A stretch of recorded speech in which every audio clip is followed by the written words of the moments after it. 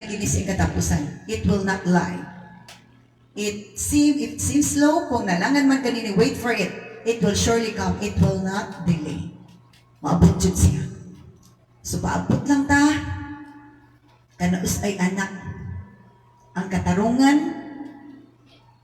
ang hostisya sa atong nasod. O sa babae pa, hapit na naianak. Hello? Ang kaaway, naka-alingasa na, nakahadlok na sa ilang mga utan. Their enjoyment of plundering the wealth of the Philippines will be over. Because God will take over through His power. Matod pa sa interview sa attorney atong 18 ex-mariners na wala pa nadungan na siya initiation o gantod nag-isig lang padayag na mauna ilang na himo hangtod nga nakumpleto siya. And it's God's intervention.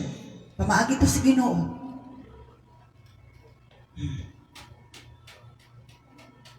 Sa matod pagi, basura ang ilang mga ebidensya.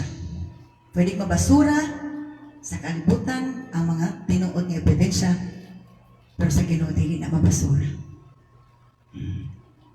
So gani ang kwarta nga ilang pangdala sa balita ang ilang term basura.